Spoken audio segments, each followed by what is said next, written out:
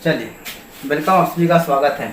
तो साथियों, आपका जो है ना, इससे पहले आपका क्लास 3 तक जो है ना आपका इकोनॉमिक्स का खत्म हो गया था। ठीक है ना, ये हमारा क्या होगा, क्लास 4 होगा, यानी कि चौथा क्लास होगा हमारा। तो इससे पहले आप सभी को आर्थिक विकास के बारे में समझा देते हैं, आर्थिक विकास क्या होता है। ठीक है, तो आज का हमारा है आर्थिक नियोजन। क्या टॉपिक है भाई? आर्थिक नियोजन। यानी आर्थिक नियोजन क्या होता है, इसके बारे में हम लोग जानने वाले हैं। तो इसका आंसर है कि राष्ट्र की प्राथमिकताओं के अनुसार देश के संसाधनों का विभिन्न विकासात्मक क्रियाओं में प्रयोग करना आर्थिक नियोजन कहलाता है। यानी कि कोई भी काम करते हैं, देश का विभिन्न जितने संसाधन है उनका एक प्लानिंग के माध्यम से प्रयोग करते हैं, वही मेरा क्या होता है, आर्थिक नियोजन कहलाता है। जैसे हम लोग कोई भी काम करते हैं ना, सबसे पहले क्या करते हैं, आर्थिक नियोजन करते हैं, मतलब प्लानिंग करते हैं। नियोजन का मतलब क्या होता है? नियोजन का मतलब होता है प्लानिंग होता है। हम लोग कोई भी काम करने से पहले क्या करते हैं, सोचते हैं, प्लानिंग करते हैं। तो देखिए, भारत में जो है ना आर्थिक नियोजन आयोग के द्वारा किया जाता है। यदि क्वेश्चन पूछेगा कि भारत में आर्थिक नियोजन कौन करता है, योजना आयोग करता है। ठीक है, अगला है कि भारत में नियोजन का मुख्य उद्देश्य क्या होता है। भारत में आखिर नियोजन जो करते हैं, तो नियोजन करने का मुख्य उद्देश्य क्या होता है, कि मुख्य पर्पस क्या होता है। ठीक है ना, पहला क्या होता है कि आर्थिक विकास की दर को बढ़ाना, यानी कि आर्थिक नियोजन का मुख्य उद्देश्य क्या होता है, आर्थिक विकास की दर को बढ़ाना। दूसरा क्या होता है, कृषि एवं उद्योग का आधुनिकीकरण करना। आधुनिक का मतलब होता है कि किसानों को प्रोत्साहन देना। जैसे कि पहले का किसान जो है ना खेती करते थे, हल बैल के द्वारा खेती करते थे, अब जो है ना ट्रैक्टर आ गया है, फसल काटने का मशीन आ गया है, उसको हम लोग क्या बोलते हैं, आधुनिकीकरण कहते हैं। अच्छे किस्म का जो है ना बीजों का जो ना मतलब किसानों को प्रोत्साहन देना, यानी कि अच्छे किस्म का उसको बीज देना, उन्नत किस्म का, ताकि मतलब अधिक से अधिक अच्छा से अच्छा फसल किसान उत्पादन कर सके। वही होता है क्या, कृषि एवं उद्योगों में क्या करना, उद्योगों का आधुनिकीकरण करना, मतलब उसको बढ़ावा देना। अगला क्या है कि आत्मनिर्भरता को प्राप्त करना, यानी कि आर्थिक नियोजन एक ऐसा नियोजन है जिसमें कि लोग आत्मनिर्भर हो सके, यानी प्रत्येक व्यक्ति 2 पैसा कमा सके, अच्छे से खेती कर सके, वो खुद पर वो आत्मनिर्भर हो सके। इसी उद्देश्य से भारत में योजना का मतलब योजना का लागू किया गया था, योजना आयोग। सामाजिक न्याय को बढ़ावा देना, इस सभी किस्म आता है हमारा योजना आयोग के द्वारा उद्देश्य इसका था। और बता दूं कि योजना आयोग का जो अध्यक्ष होता है ना, ध्यान दीजिएगा, योजना आयोग का जो प्रधानाध्यक्ष होता है वह देश का प्रधानमंत्री होता है, याद रहेगा। योजना आयोग का प्रधानाध्यक्ष कौन होते हैं, देश के प्रधानमंत्री होते हैं। चलिए आगे बढ़ते हैं। अगला हमारा यह है योजना आयोग, कुछ पॉइंट है इसको देख लेते हैं। योजना आयोग के प्रधानाध्यक्ष कौन होते हैं, देश के प्रधानमंत्री होते हैं। अगला हमारा है कि योजना आयोग का गठन हुआ था 15 मार्च 1950 को, याद रहेगा। ठीक है, इस सब ना मेरे बच्चों क्वेश्चन आपको ना ऑब्जेक्टिव में खूब पूछता है। ऑब्जेक्टिव में ना गर्दा क्वेश्चन पूछता है कि योजना आयोग का गठन कब हुआ था, बताना है क्या, 15 मार्च 1950 को। फिर क्वेश्चन आएगा कि योजना आयोग के प्रधानाध्यक्ष कौन होते हैं, बोलना है प्रधानमंत्री होते हैं सर जी। उसके बाद योजना आयोग के एक उपाध्यक्ष और 8 सदस्य होते हैं। यानी योजना आयोग में कितने उपाध्यक्ष होते हैं, तो एक होते हैं उपाध्यक्ष, और सदस्य कितने होते हैं, योजना आयोग में 8 सदस्य होते हैं। ठीक है, अगला है कि 1 जनवरी 2015 को योजना आयोग का नाम को चेंज करके जो है ना नीति आयोग नाम दिया गया। यानी कि योजना आयोग पहले क्या नाम था उसका, योजना आयोग था, योजना आयोग को चेंज करके क्या बनाया गया, नीति आयोग। और ये वाला क्वेश्चन आप एग्जाम में खूब पूछता है, बिल्कुल पूछा गया है। क्वेश्चन पूछेगा कि योजना आयोग को बदलकर कौन सा आयोग बनाया गया, यानी कि योजना आयोग का नाम को चेंज करके कौन सा आयोग बनाया गया था, तो नीति आयोग। तो ध्यान दीजिएगा, योजना आयोग का जो अध्यक्ष होता है वो हमारा होता है प्रधानमंत्री। क्या होता है, प्रधानमंत्री होता है। और वही योजना आयोग का ही नाम बदल के क्या रखा गया है, नीति आयोग। तो यानी कि नीति आयोग का भी अध्यक्ष कौन होगा, हमारा प्रधानमंत्री ही होगा, खाली इसका नाम चेंज है ना, मंत्री थोड़ा चेंज होगा। तो याद रखना है कि योजना आयोग के अध्यक्ष कौन होते हैं, देश के प्रधानमंत्री होते हैं। तो योजना आयोग का नाम बदल के क्या रखा गया था, नीति आयोग। तो नीति आयोग का अध्यक्ष कौन होते हैं, ये भी देश के प्रधानमंत्री ही होते हैं। भारत में कुल 12 पंचवर्षीय योजना लागू हुआ है। तो देखिए, प्रथम पंचवर्षीय योजना का जो अवधि है वो हमारा 1951 से 1956 तक है। उसके बाद अंतिम पंचवर्षीय योजना का जो अवधि है 2012 से 2017 है। हमारा क्या अंतिम योजना है, पंचवर्षीय योजना है, 5 वर्षों के बाद योजना होता है। चल अगला हमारा है कि राष्ट्रीय विकास परिषद, यानी कि नेशनल डेवलपमेंट कौंसिल। बोलते हैं कि राष्ट्रीय विकास परिषद का गठन जो है ना राज्य सरकार और योजना आयोग के बीच तालमेल और सहयोग के वातावरण के लिए किया जाता है। यानी कि राष्ट्रीय विकास परिषद में जो इसका जो गठन होता है, राष्ट्रीय विकास का जो गठन होता है वो किसके द्वारा होता है, किसके अथी में, तो राज्य सरकार और योजना आयोग के बीच जो तालमेल होता है, जो बैलेंस होता है एक दूसरे का सपोर्ट करने में, उसके लिए किया जाता है।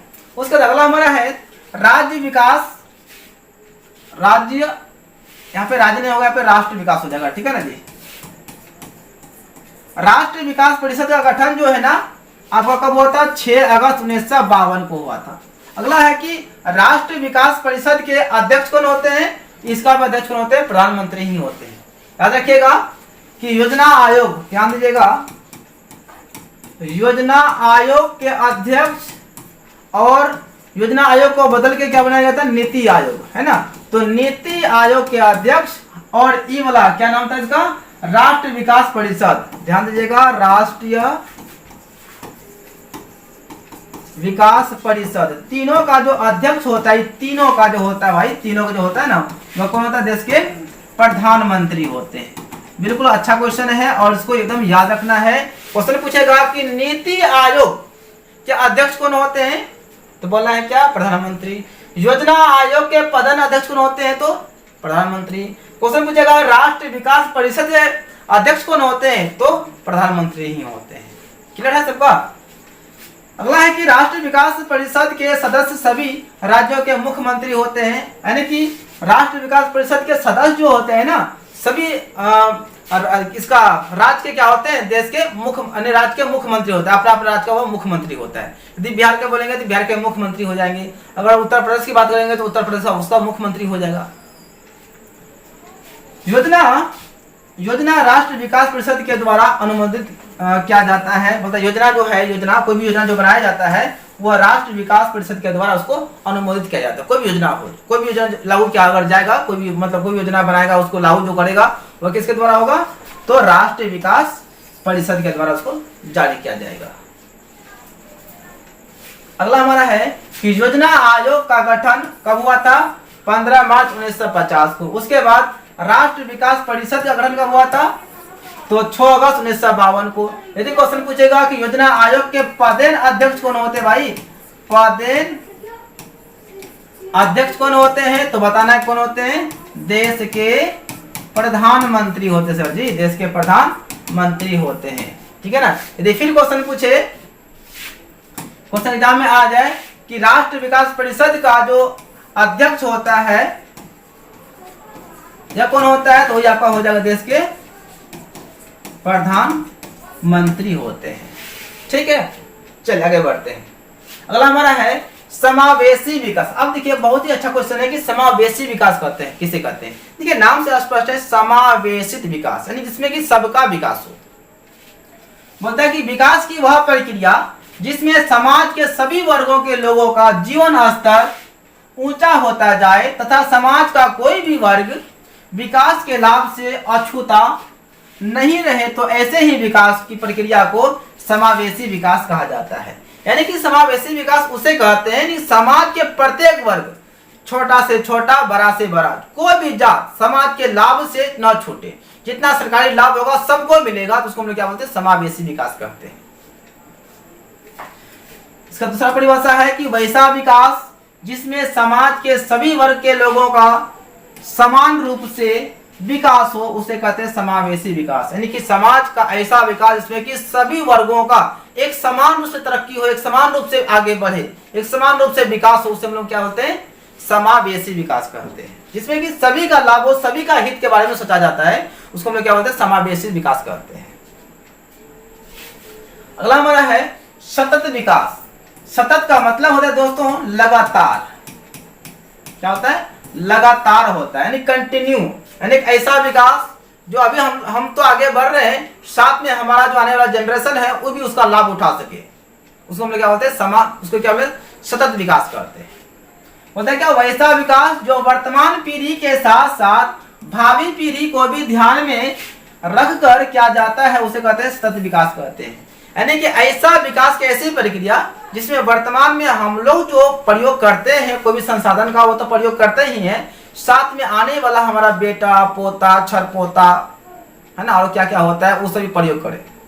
जैसे कि हम कोई जमीन किन के धर देंगे या कोई बड़ा बिल्डिंग बना के धर देंगे तो हम तो उसका प्रयोग करेंगे, साथ में आने वाला जनरेशन भी हमारा उसका प्रयोग करेगा। तो इसको हम लोग क्या बोलते हैं, सतत विकास कहते हैं।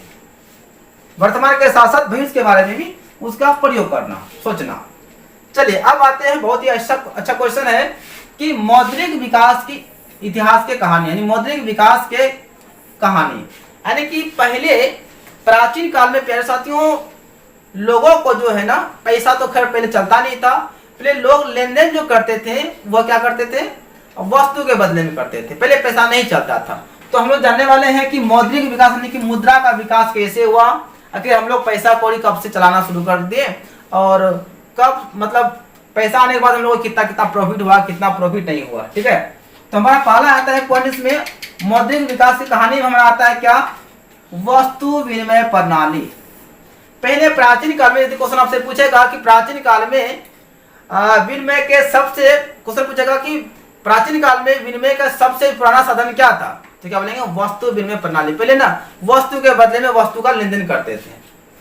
तो वस्तु विनिमय क्या होता है कि वस्तु से वस्तु का लेन देन वस्तु विनिमय प्रणाली कहा जाता है, यानी कि एक वस्तु के बदले में दूसरे वस्तु को प्राप्त करना या दूसरे वस्तु के बदले में तीसरा वस्तु को देना, उसको क्या होता है, वस्तु विनिमय प्रणाली कहते हैं। सब बात का एक बात, वस्तु का अदला बदली करना उसे कहते हैं वस्तु विनिमय प्रणाली। इसको और इस तरह से डिफाइन कर सकते हैं, यानी कि विनिमय का ऐसा प्रणाली जिसमें कि मुद्रा रहित वस्तुओं का लेन देन होता है, उसको हम लोग क्या होता है, वस्तु विनिमय प्रणाली कहते हैं। तो यहाँ पे आप देख सकते हैं पहले तो पैसा तो नहीं चलता था। मान लिया जाए हमें मुर्गा खाना है, बेचारा को, इसको क्या खाना है, इसको मुर्गा खाने का मन है, लेकिन इसके पास क्या है, सेब है। तो यह मुर्गा वाला के पास गया, बोलता है भैया आप मेरा सेब ले लीजिए, अपना मुर्गा हमको दे दीजिए, इसको खाना है।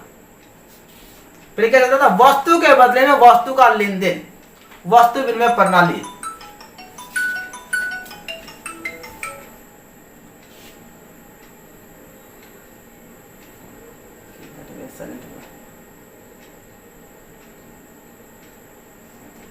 चलिए, तो वस्तु के बदले में वस्तु का लेन देन करना वस्तु विनिमय प्रणाली कहलाता है।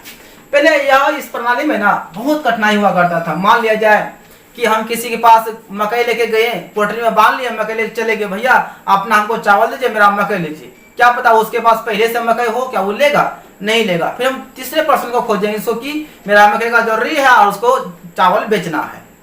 तो पहले वस्तु विनिमय प्रणाली में कहा जाए ना बहुत सारी कठिनाइयां होती थी। तो वही है कि वस्तु के बदले में वस्तु का लेन देन करना, वहां पे पैसा का कोई मैटर नहीं होगा, पैसा का कोई बात नहीं होगा, केवल क्या होगा,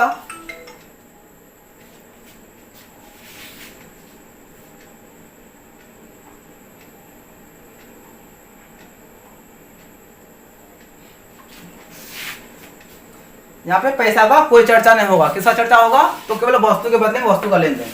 यहाँ देखिए ई इसको क्या देगा, ई इसको क्या देगा भाई, मुर्गा देगा, फिर इसको क्या देगा, सेब देगा।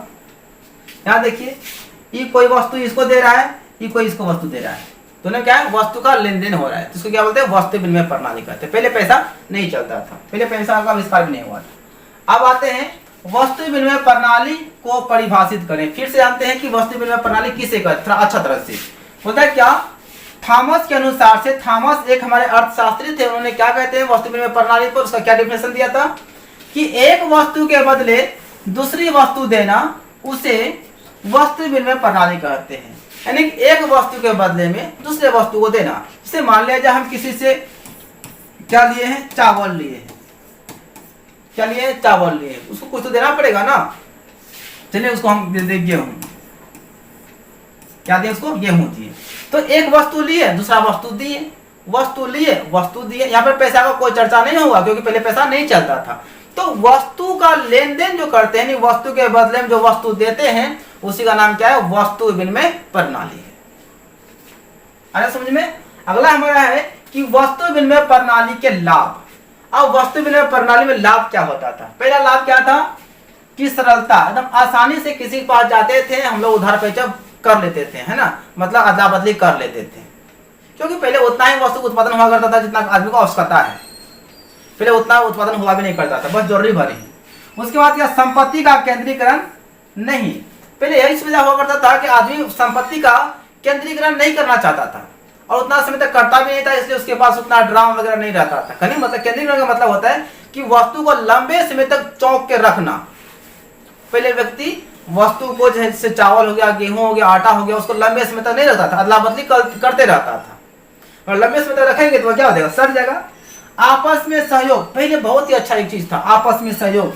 देखिए पहले क्या, कोई दूसरे से जल्दी लड़ता नहीं था, क्योंकि पता था सबको ना कि क्या पता कब किसके साथ किसका जरूरी पड़ जाए। अभी तो आदमी मतबला हो गया, भाई मेरे पास पैसा है, इस दुकान में नहीं खाएंगे तो अगला दुकान में खा लेंगे, फला दुकान में ले लेंगे। अभी मतबला हो गया है, क्योंकि पैसा कहीं भी देते हैं तो सामान हमको मिल जाता है। लेकिन पहले एक दूसरे का सहयोग करते थे। जैसे मान ले कि ए है, बी है, सी है, ई इसके पास जाके बोला क्या भैया हमको फलना सामान चाहिए, आपको हम फलना सामान देते हैं। बोलता ठीक है ले लीजिए। अगर इसके पास रहता दे देता, नहीं रहता बोलता भैया मेरे पास नहीं है, वो आता इसके पास, है ना। तो अदला बदली हुआ करता। पहले आपस में एक सहयोग होता था, हम आपका सहयोग करेंगे, आप मेरा सहयोग कीजिएगा, फिर आप उसका सहयोग कीजिएगा, फिर वो उसका सहयोग करेगा। पहले एक भाईचारा बहुत अच्छा चलता था, पहले वस्तुओं का लेन देन में सहयोग हुआ करता था। अभी कोई सहयोग नहीं होता है। अभी ना जिसके पास दो पैसा हो जाएगा ना अकर कर चलेगा, क्योंकि पता है कि वह किसी का जरूरी नहीं पड़ने वाला है। ऐसा नहीं पड़ता, अभी जरूरी पड़ता है, लेकिन इस सब मैटर में खाने पीने में जरूरी नहीं पड़ता है। जरूरी है मान ले जाए कि अगर हम इस दुकान से खाते हैं तो इस दुकान में खाएंगे, हम इसका दुकान में भी आ सकते हैं, क्योंकि मेरे पास पैसा है, हम कहीं भी जाके खा सकते हैं, कटिहार में कोई होटल में खा सकते हैं, किसी को जरूरी हमको पड़ेगा ही नहीं। भाई आपसे दुश्मनी है, हम दूसरा जगह खा लेंगे, क्या दिक्कत है। तो पहले एक दूसरे का सहयोग करते थे वस्तु विनिमय प्रणाली में। चौथा क्या था, सामाजिक आवश्यकता पूर्ण करने के वाले वस्तु का उत्पादन करना। यानी पहले वस्तुओं का उतना ही उत्पादन किया जाता था जितना कि समाज का आवश्यकता हो, उससे बेसी नहीं। क्या पहले कार बंगला से हुआ करता था, क्या पहले नहीं हुआ करता था, क्योंकि आदमी का बस एक ही मकसद था, कमाना खाना और कुछ नहीं, केवल जीवों को उपार्जन चलाना, जीवन को चलाना होता था। और अभी देखते हैं ना, अभी इतना सारा सामान उत्पादन हो गया है कि कहने की बात नहीं। पहले आदमी का ना, मानव का 3 ही आवश्यकता था, पता है कौन कौन था। मानव का जो मूल आवश्यकता था ना बच्चों, मूल आवश्यकता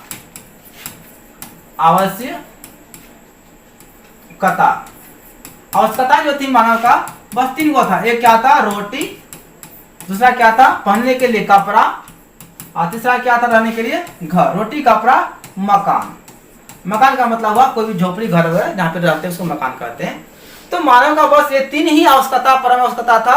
रोटी मतलब भोजन मिल जाए पेट भरने के लिए, उसके बाद इज्जत ढकने के लिए कपड़ा मिल जाए, उसके बाद शरीर को छिपाने के लिए क्या हो, एक सुंदर सा छोटा मोटा घर मिल जाए, झोपड़ी मिल जाए, बस इतना आवश्यकता था। लेकिन आज मानव को रोटी कपड़ा के साथ साथ ये भी 4 चक्का चाहिए, 2 चक्का चाहिए, ढेर चीज चाहिए, है ना।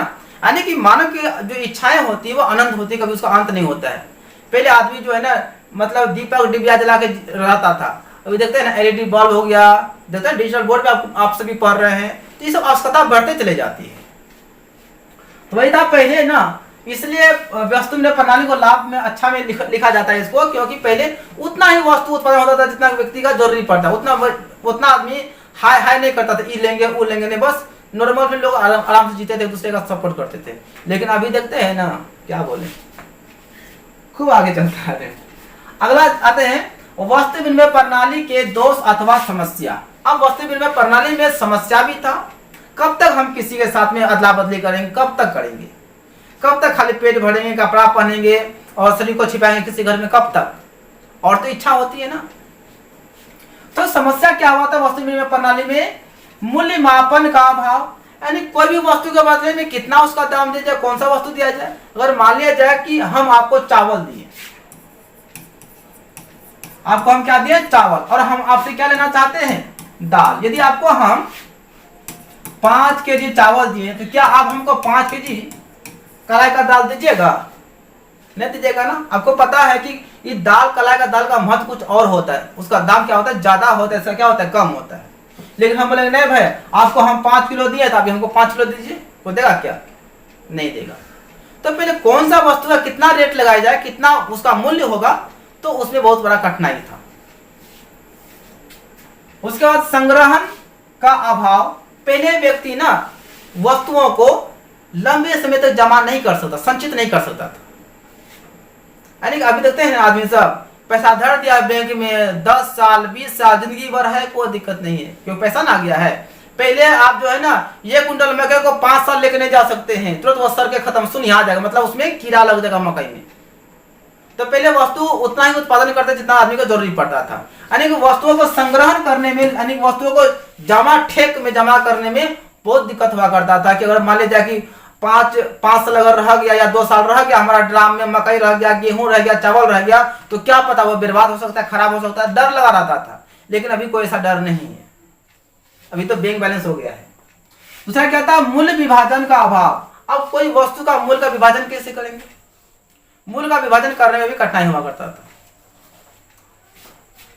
कैसे होता था, से मान लीजिए एक गाय है, हम 3 भाई हैं, मान लीजिए एक गाय है और उसमें कितना भाई है भाई, 3 भाई है, तीनों बांटेगा, तीनों बंटवारा करना चाहते हैं। कैसे बांटेंगे इसको, क्योंकि अगर हम इसको चावल पे बेचते हैं तो कोई भाई बोलेगा क्या हमको चावल नहीं चाहिए, हमको मकई चाहिए, कोई बोलेगा हमको मकई नहीं चाहिए, हमको चावल चाहिए, तो समस्या हो जाएगा। अगर हम उस गाय को काटेंगे 3 टुकड़ा में, गाय का उसका उपयोगिता खत्म हो जाएगा, गाय नष्ट हो जाएगी, किसी काम में नहीं आने वाला है। तो पहले वस्तु का विभाजन करने में बहुत कठिनाई हुआ करता था, कैसे बांटे, कोई भी सामान को किस तरह से बांटे, समझ में नहीं आता था। ठीक है ना, अभी तो कोई टेंशन ही नहीं है, अभी पता है ना, गाय को बेच दिया, पैसा बांट ले, हो गया विभाजन। पहले पैसा चलता ही नहीं था। तो वस्तु को ना, वस्तु का विभाजन में भी क्या होता था, अभाव था, विभाजन का अभाव, यानी कि वस्तु विभाजन करने में बड़ी कठिनाई हुआ करती थी पहले। उसके बाद उधार के व्यवहार में समस्या। भैया उधार लेने बहुत दिक्कत हुआ करता। कैसे उधार लेंगे, हम क्या बोलेंगे, हमको दीजिए 5 किलो मकई, आपको परसों दे देंगे, या फिर 2 साल बाद 5 किलो मकई दे देंगे, कोई देगा क्या। उधार पहले पैसा तो चलता नहीं था ना, उधार कैसे लेन देन करेंगे, उधार में भी समस्या हुआ करता था। हाँ पैसा चलता था, किसी से पैसा ले लिया, फिर 2 दिन के बाद उसको दे दिया, उधार नहीं चलता था पहले, बहुत समस्या हुआ करता था। संपत्ति के हस्तांतरण की समस्या। अब संपत्ति का हस्तांतरण में समस्या हुआ करता, सबसे बड़ा प्रॉब्लम पता है, यही था प्रॉब्लम। जिससे मान लिया जाए कि हम कटिहार में रहते हैं, ठीक है ना, हम चाहते हैं कि हम जाए कहाँ, पटना जाए, कटिहार में मेरा घर और संपत्ति है, क्या कोई घर लेगा क्या, पहले तो पैसा चलता नहीं था, घर कौन लेगा। तो क्या करना पड़ता, उस स्थिति में हम कटिहार से घर तो पटना लेके जा नहीं सकते हैं, लास्ट में हम संपत्ति को वहीं पे छोड़ के हमको जाना पड़ता। तो इसमें क्या हुआ करता था कि संपत्ति के हस्तांतरण की समस्या, नहीं संपत्ति को एक जगह से दूसरी जगह नहीं ले जा सकते थे, उससे बहुत बड़ा प्रॉब्लम हुआ करता था। लास्ट में क्या करता था व्यक्ति, संपत्ति को वहीं छोड़ के दूसरा स्थान को ग्रहण करना पड़ता था, वहां पर रहना पड़ता था। लेकिन अभी ऐसा नहीं है, अभी क्या करते हैं, पूरा घर द्वार बेच देते हैं, पैसा लेके बस चल जाते हैं। पहले लोग क्या करते थे, संपत्ति को छोड़ के जाना पड़ता था, उसको हम लोग क्या बोलते हैं, संपत्ति के हस्तांतरण की समस्या था। अगला हमारा है वस्तु विनिमय प्रणाली में होने वाली कठिनाइयों को लिखे। चलिए, वस्तु विनिमय प्रणाली में कौन कौन सी कठिनाइयां होती थी उनको जानते हैं। मतलब किसी एक वस्तु का किसी दूसरी वस्तु के साथ बिना मुद्रा के लेन देन वस्तु विनिमय प्रणाली कहलाती है, यानी कि इसका थोड़ा डिफिनेशन लिख दिए हैं। अगला है क्या, वस्तु विनिमय प्रणाली की निम्नलिखित कठिनाइयां हैं। नंबर 1, मूल्य मापन में कठिनाई। मतलब इस प्रणाली में वस्तुओं एवं सेवाओं के मूल्य के मापन में कठिनाई होती थी। उदाहरण के लिए मान लीजिए, उड़ान हो गया, उदाहरण हो जाएगा। मान लीजिए उदाहरण के लिए 1 किलोग्राम चावल के बदले में कितने दूध दिया जाए, है ना। आपको हम 1 किलो चावल दिया, आपको उधर से कितना दूध देना पड़ेगा, आपको हम 1 किलो गेहूं दिए तो आपको कितना तेल देना पड़ेगा। तो समस्या हुआ करता था, यानी कि वस्तु के मापन में कठिनाई होता था कि किस वस्तु के बदले में हम कौन सा वस्तु कितना दें, इससे बहुत बड़ा प्रॉब्लम हुआ करता था। चलिए अगला आते हैं, बोलता है कि आवश्यकता के दोहरे संयोग का अभाव। संयोगों का संयोग, ठीक है ना, दोहरे संयोग का अभाव। बोलता है कि आवश्यकता के दोहरे संयोग का मतलब है कि एक की जरूरत दूसरे के मेल खा जाए। ऐसा कभी संयोग ही होता था, ऐसी स्थिति में विनिमय में कठिनाई होती थी। यानी कि दोहरे संयोग का मतलब होता है एक का आवश्यकता दूसरे से मेल खा जाए। जैसे मान लिया जाए कि हमें चावल चाहिए, ठीक है ना, हमें क्या चाहिए, चावल चाहिए, और मेरे पास मकई, हम किसी को मकई देना चाहते हैं और उससे हम चावल लेना चाहते हैं, तो हम उस व्यक्ति को खोजेंगे, ठीक है, उस व्यक्ति को खोजेंगे जो कि चावल बेचने वाला हो और उसको मकई की आवश्यकता हो, तो उस व्यक्ति को खोजेंगे। अगर मान लीजिए वह व्यक्ति मिल गया, चलो भाई उसको क्या चाहिए, मकई चाहिए, मकई दे दिया, हमको चावल चाहिए, वह चावल बेचने वाला था, चावल हमको दे दिया। तो मेरा काम हो गया, उसका लेन देन हो गया। लेकिन ऐसा बहुत कम होता था। आदमी माथा पे ना चावल लेकर पोल्ट्री घूमता था कि भाई कोई ऐसा व्यक्ति है जो कि मेरा चावल लेगा और मेरा आवश्यकता वस्तु हमको दे देगा। तो पहले एक का आवश्यकता दूसरे से मेल खाना बहुत बड़ा कठिन हुआ करता था, बहुत बड़ा प्रॉब्लम था। अगला है कि विभाजन का अभाव, पहले विभाजन नहीं कर पाते थे। बोलते हैं कि कुछ वस्तु जैसे कि गाय, भैंस, पेड़ आदि का विभाजन करने पर इसकी उपयोगिता समाप्त हो जाती थी। जैसे गाय को अगर बांटेंगे दो भाई में, यदि गाय को काटेंगे तो गाय खत्म, यदि मान लो भैंस को काटेंगे दो हिस्सा में तो भैंस का कहानी खत्म। जैसे पेड़ को काटेंगे दो हिस्सा में तो पेड़ भी खत्म हो जाएगा, आम खाना बंद हो जाएगा। तो क्या हुआ करता था, पहले वस्तु को बंटवारा करने में बहुत बड़ा कठिनाई हुआ करता था वस्तु विनिमय प्रणाली में। अगला हमारा है कि भविष्य में भुगतान में कठिनाई। अब भविष्य में भुगतान में कठिनाई हुआ करता था, कैसे? मतलब वस्तु विनिमय प्रणाली में उधार लेने तथा देने में कठिनाई होती थी। जैसे मान लीजिए अभी हम बोलेंगे कि हमको जो है ना दीजिए 5 कुंटल मकई दीजिए, आपको 5 साल के बाद 5 कुंटल मकई दे देंगे, क्या कोई मानेगा? अभी जो 5 कुंटल मकई का दाम है और 5 साल बाद क्या उतने रहेगा? अलग हो जाएगा उसका कीमत ना, उसका वैल्यू क्या अलग हो जाएगा। तो उधार लेने में क्या होता था, बहुत बड़ा कठिनाइयां हुआ करती थी वस्तु विनिमय में। अगला है मूल्य के हस्तांतरण में कठिनाई। होता है कि वस्तु विनिमय प्रणाली में मूल्य के हस्तांतरण में कठिनाई होती थी जब कोई व्यक्ति एक स्थान को छोड़कर दूसरे स्थान पर बसना चाहता, तो ऐसी स्थिति में उसे अपनी संपत्ति को छोड़कर जाना पड़ता था, क्योंकि उसे बेचना कठिन था। जैसे मान लीजिए कि हम एक स्थान से दूसरे स्थान बसना चाहेंगे, तो हम तो घर तो उठा के हाथ में लग जाएंगे नहीं, हम तो बजरंग वाली है नहीं कोनो, तो उठा लेके चल जाएंगे, ऐसा तो संभव है नहीं। तो क्या करेंगे, लास्ट में उस वस्तु को यहीं पे छोड़ देंगे, तो हम दूसरा जगह जाएंगे, वहां पर क्या करेंगे, बसेंगे। क्योंकि पहले ना वस्तु का मतलब क्रय विक्रय नहीं हुआ करता था, उसका मूल्य नहीं लगता था, उसका पैसा पहले पैसा चलता ही नहीं था।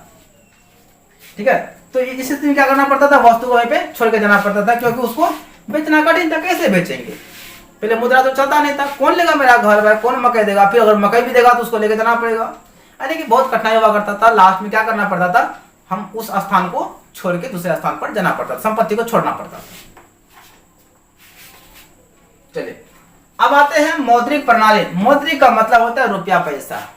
अब हम लोग का जो प्रणाली है जो चल रहा है वर्तमान में, मौद्रिक विनिमय प्रणाली है।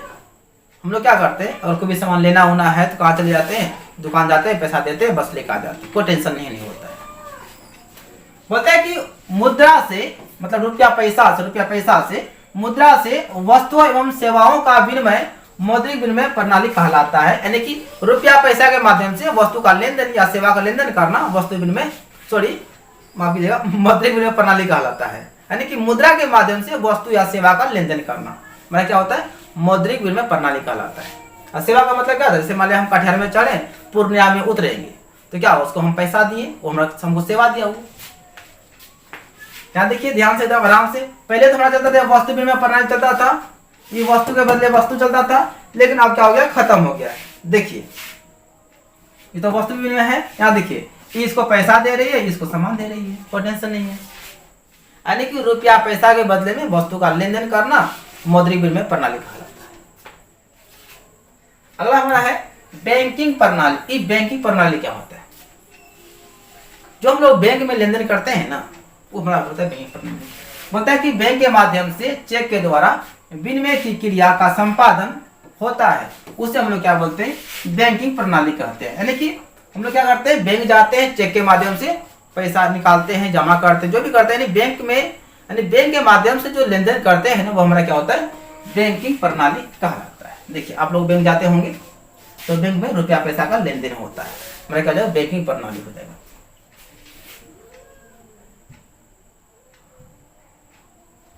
चलिए अगला हमारा है कोर बैंकिंग प्रणाली।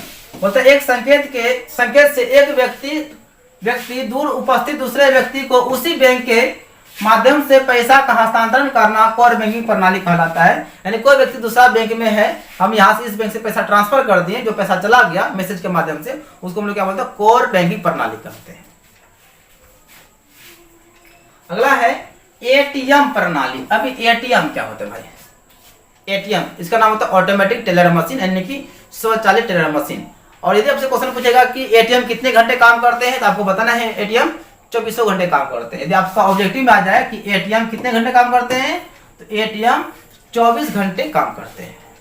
बोलते एटीएम क्या है, बोलता है कि प्लास्टिक की एक छोटे से कार्ड पर अंकित संकेत के आधार पर कहीं भी तथा किसी भी समय निर्धारित बैंक के केंद्र से पैसा निकालने की सुविधा एटीएम प्रणाली कहलाता है।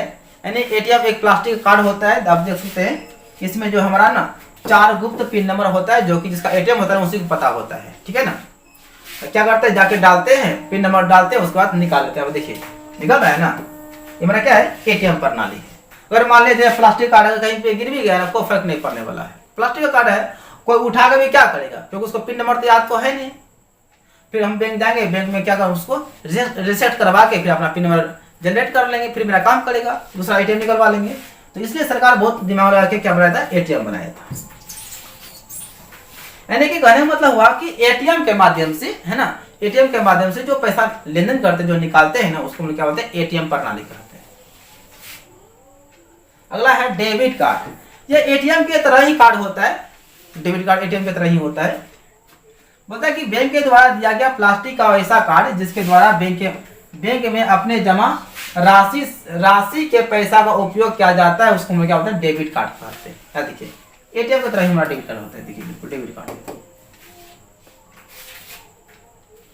अब आते हैं क्रेडिट कार्ड। देखिए एटीएम, डेबिट, क्रेडिट तीनों एक ही टाइप का होता है, लेकिन तीनों का काम वही पैसा लेन देन होता है, लेकिन उसका कुछ खासियत अलग अलग होता है। इसका पता है खासियत क्या होता है क्रेडिट कार्ड का?